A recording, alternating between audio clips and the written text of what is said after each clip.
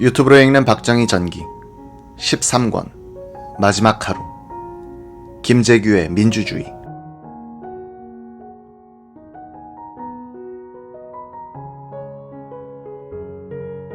(1966년에) 육군에 입대한 유성옥은 하사관을 자원하여 월남 전선에 갔다.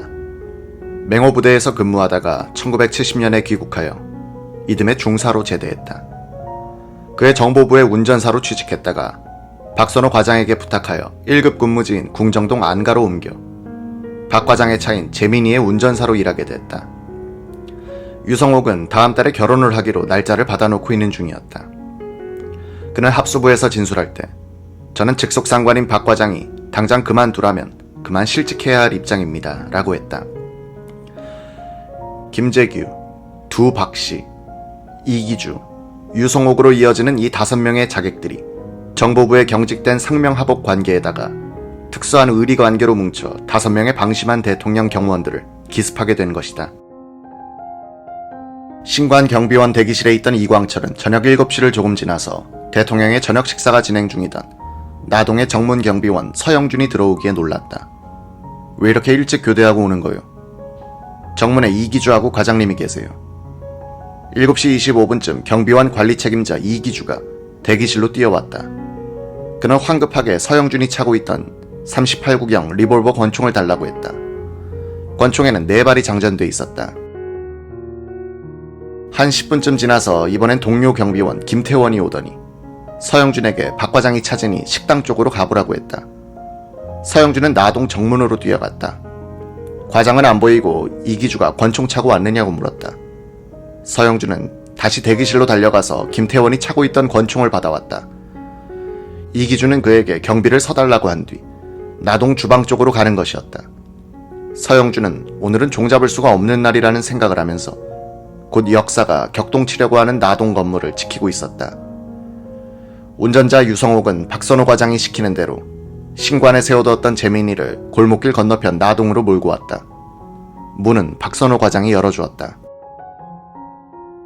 나동 관리 책임자 남효주는 대통령 비서실장도 못 들어오게 되어 있는 이곳에 재민이가 들어온 것이 궁금하여 어떻게 들어왔느냐고 물었다. 유성옥은 과장님이 여기에 차를 대라고 하셨다고 했다. 그는 재민이를 대통령 경호원들이 모여있는 주방 벽면과 나란히 세워두었다. 이때 대통령 경호원 박상범, 김용섭은 대통령 차 운전사 김용태, 정보부 식당차인 뉴코티나 운전사 김용남과 함께 주방 바깥에서 잡담을 하고 있었다. 뉴코티나의 앞지붕 위에다가 원동에서 사온 플라스틱 막걸리통을 얹어놓고 김용남과 김용섭은 막걸리를 마시고 있었고 박상범은 속이 거북하다면서 김용태가 주는 가스명수를 마셨다. 박상범 등 경호원들은 유성옥이 모는 재민이가 신관 경비원 대기실 쪽에서 제2대문을 통해서 나동으로 들어오는 것을 봤다. 박선호 과장이 대문을 열어주는 것도 보았다. 주방 운전사 김용남이 한참 있다가 재민이로 다가가서 유성옥에게 어떻게 해서 왔느냐고 물었다. 유성옥은 과장님이 여기에 차를 대라고 하셨다고 했다. 김용남은 무서운 과장이 시킨 일에 토를 달 수가 없었다. 대통령 경호원들은 이곳의 경우는 정보부 소관으로 되어 있으니 신경을 쓸 필요가 없다는 타성에 지배되고 있었다. 재민이의 창이 검게 칠해져 있어 안에 누가 탔는지도 알 수가 없었다. 대통령 측근 경호를 맡고 있었던 수행과장 박상범은 고려대학을 졸업한 후 해병대에 입대하여 대위로 전역한 경력의 소유자로서 해병대 선배인 박선호와도 알고 지내고 있었다. 그 박선호가 아까 주방 안에 몇 번 왔다가 갔다가 하더니 이번에는 승용차 재민이까지 다가서서 기웃거리고 가는 것이 보였다. 유성옥은 1979년 12월 12일 육군 보통계엄 군법회의에서 신호양 변호인의 신문에 대하여 주목할 만한 발언을 한 적이 있다. 박 과장의 암살 지시에 반항하면 나중에라도 죽을 것으로 생각했습니다. 저는 주방으로 차를 옮겨놓고 재민이 차에 타고 있다가 문을 열어달라고 했는데 경호원이 모르고 그냥 지나갔습니다. 그때 문을 열어주었다면 도망하려고 했습니다. 경호원이 다가와서 재민이의 문을 열어주면 각하가 위험하다고 알린 뒤에 달아날 생각을 했다는 뜻인 것 같다. 만약 그 경호원이 문을 열어주었더라면 역사는 달라졌을지도 모른다. 주방에 있던 2명의 경호원과 대기실에 있던 두 경호원이 자위 조치를 취했을 것이고 오히려 김재규 쪽이 당했을 가능성도 있기 때문이다. 유성욱이 그렇게 하지 못한 것은 경호원이 그의 신호를 듣지 못했기 때문이라기보다는 그가 어리벙벙한 상태에서 어느 쪽으로도 확실한 행동 방향을 정하지 못하고 그냥 상황에 끌려가고 있었기 때문일 것이다. 보통 사람의 의지로서는 어떻게 할 수 없는 판이 짜여져 있었다. 그는 운이 나쁘게도 연출자 박선호에 의하여 이 역사의 무대에서 한 배역을 맡도록 지명돼 있었던 것이다. 이날 밤 드라마의 한 조역인 정보부장 수행비서관 박흥주 대령과 김재규와의 인간관계도 박선호에 못지않을 만큼 끈끈한 것이었다. 그는 서울고등학교를 졸업한 뒤에 육군사관학교생도 18기로 들어갔다. 졸업 후 제6사단의 포병대대에 배속됐다. 이곳에서 브리핑 솜씨가 사단장 김재규의 눈에 띄어 그의 전속부관으로 발탁된 것은 1964년 8월이었다.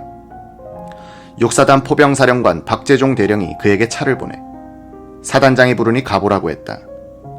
사단장실에 갔더니 김재규 사단장은 이름을 물어보고 위아래로 한번 훑어보고는 말했다. 자네 오늘부터 내 부관 좀 하게. 박흥주는 누가 자신을 추천한 것이 아니고 며칠 전에 화력 시범을 할 때 브리핑, 시범, 통제를 담당한 자신을 사단장이 잘 봤기 때문이라고 생각했다.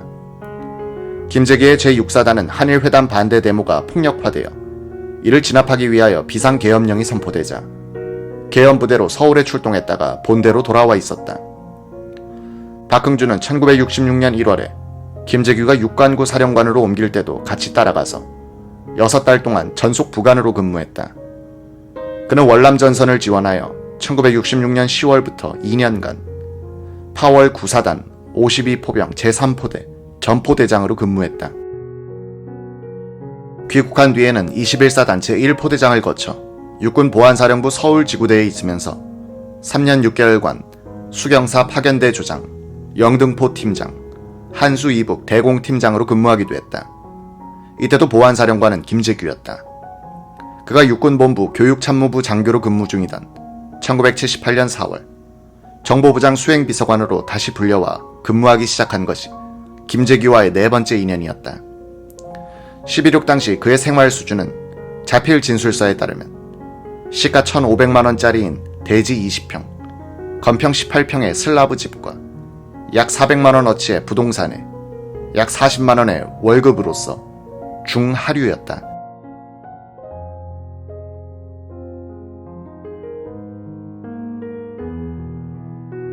정보부장 수행비서관 박흥주 대령은 저녁 7시 20분쯤 궁정동 정보부 시설의 본관을 나와 정보부장 운전사 유성문에게 차에 가 있으라고 지시한 뒤에 한 울타리에 있는 나동 쪽으로 갔다.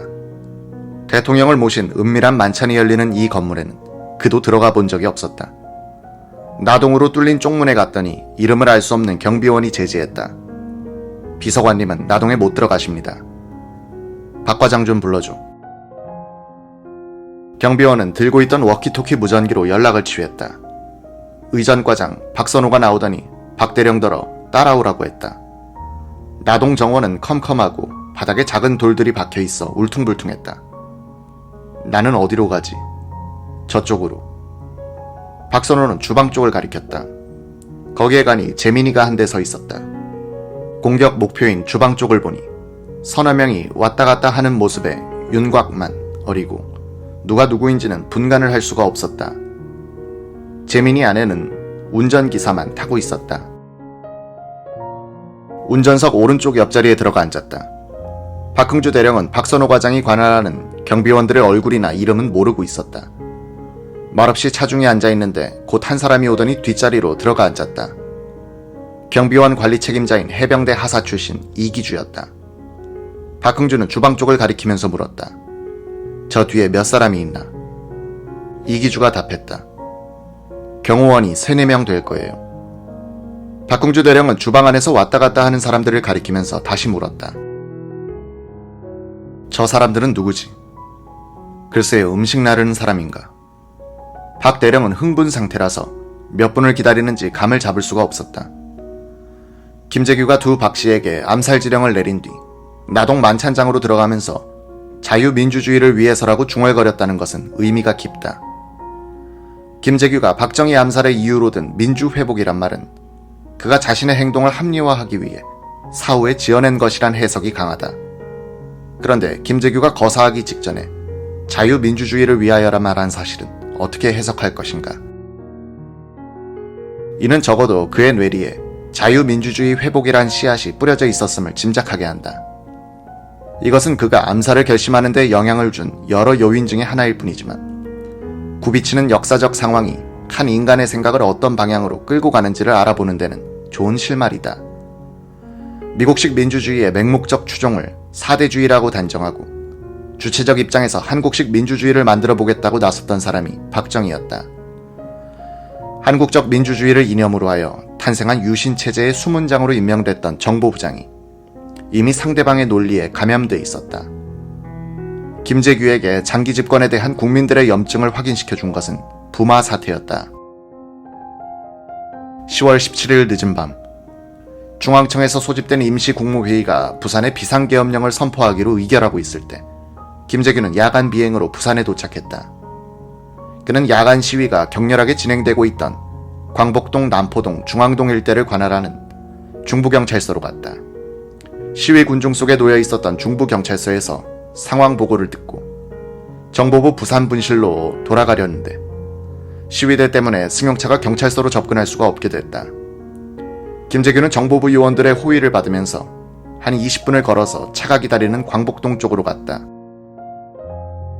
암흑이 깔린 도심 곳곳에서 시위대가 외치는 함성과 최루탄이 터지는 소리가 들리고 중심부는 철시 상태라 음산하기도 했다. 캄캄한 뒷골목을 걸으면서 김재규는 이래가지고는 안 되겠는데 라고 혼잣말로 몇 번 중얼거렸다. 수행하던 정보부 요원들이 들으니 물리적으로 해결하려 해서는 안 되고 아무래도 근본 대책이 있어야 한다는 의미로 해석이 됐다. 김재규는 이 시위 현장의 체험을 통해서 이 정권의 운명이 다했구나 하는 느낌을 받았던 것 같다. 그런데 전쟁, 시위, 화재 사건의 현장에 지휘자가 빠져버리면 상황을 과대평가하는 경향이 있다. 김재규는 현장을 목격함으로써 부마 사태를 실제보다도 더 심각하게 해석하게 됐고 제2의 4.19가 다가오고 있다는 판단을 하게 됐던 것으로 보인다. 그는 부산에서 올라와 청와대로 가서 대통령에게 출장 보고를 했다. 대통령, 비서실장, 경호실장이 식사하고 있는 자리에서 부산 사태는 체제 저항, 정책 불신, 조세 저항까지 겹친 밀란이며 전국 5대 도시로 확대될 것이다 라고 보고를 하자 박 대통령을 화를 내더니 이렇게 말하더란 것이다. 부산 사태 같은 것이 또 생기면 이제는 내가 발포명령을 내리겠다. 자유당 때는 최인규나 곽영주가 발포명령을 내렸다가 사형됐는데 대통령인 내가 내리는데 누가 나를 사형시킬 수가 있겠는가. 옆에 있던 차지철은 캄보디아에서는 300만을 죽여도 까딱없는데 라고 거들었다는 것이다.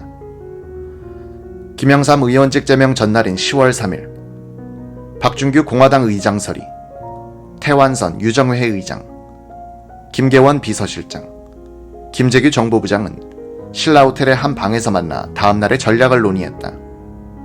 김 실장이 먼저 말문을 열었다. 오늘 아침 모 대사관에서도 전화가 왔는데 김 총재의 제명을 재고해달라는 부탁이 있었습니다. 우리 4사람이 지금 각하를 뵙고 재고해달라고 건의합시다. 다른 사람들도 동의했다. 이때 차지철이 나타났다. 그는 이야기를 듣더니 펄펄 뛰었다. 방금 각하를 만나고 오는 길인데 각하의 뜻은 절대로 제명 쪽입니다. 이러니 청와대 행은 포기될 수밖에 없었다. 이날 밤 김재규는 김영삼을 위해서 마지막 노력을 해본다. 남산에 있는 공관으로 김영삼 총재를 극비리에 초청하여 1시간 동안 간청하다시피 했다.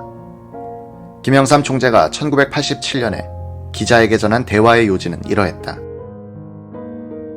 김 부장은 전날 대통령과 장시간 나의 제명 문제에 대해서 이야기했다면서 내일 아침 자연스럽게 기자들과 만나서 뉴욕타임스 기사에 대한 해명을 해주면 이걸 명분으로 하여 제명을 하지 않도록 노력해보겠다고 했습니다.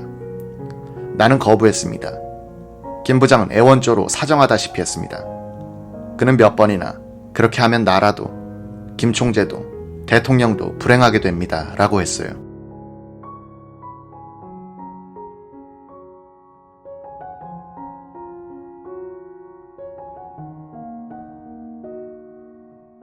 김재규가 야당이나 학생 세력을 다루는 데 있어서도 무리를 안 하려고 애쓴 흔적들이 덜어 나타나고 있다. 김재규는 권력의 맹목적으로 추종하는 인간형은 아니었다. 그가 1979년에 즐겨 썼던 붓글씨, 자유민주주의, 민주, 민권, 자유, 평등, 위민주정도, 위대의, 비리법권천 같은 것들도 그의 심리를 엿보게 한다.